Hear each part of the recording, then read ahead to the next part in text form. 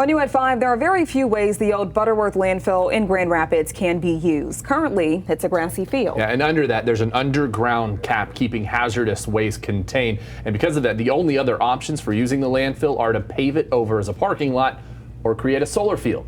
The city is hoping to go with solar, but as our Julie Dunmeyer explains, it's going to be quite the process to get right.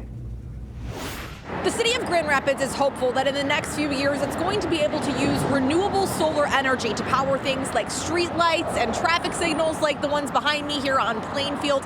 But that is years away thanks to federal and state restrictions, which is why the city is asking for creative solutions from developers. There are a lot of solar developers that express an interest, and I don't think as many understand the complexities. 60 acres of the old Butterworth landfill is untapped potential for solar power, but it's the cap that keeps toxic waste beneath the surface safe that makes installing panels here complicated. That's why it's been so difficult to develop, because people said, oh, make it a soccer field, but you can't put anything that would penetrate. Federal law prevents the city from drilling anything beneath the ground here, and state law complicates who can use the energy once it's cultivated. And if you can't use it real time, then what happens is you either have to put it in a battery to store it, or you put it onto consumers' energy's grid.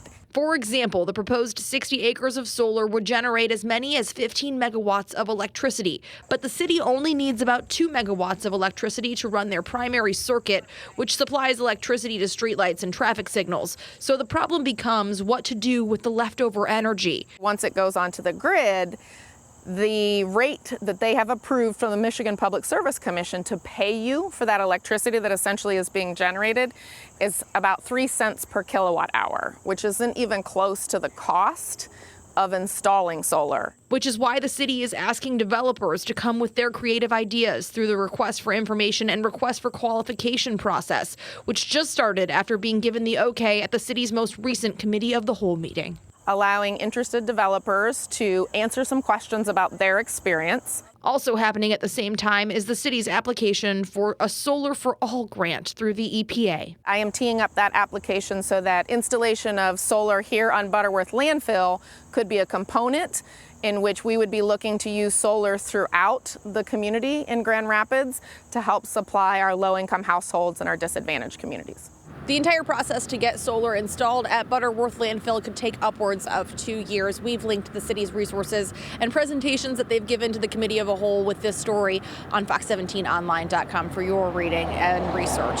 For now, reporting in Grand Rapids, Julie Dunmeyer, Fox 17 News.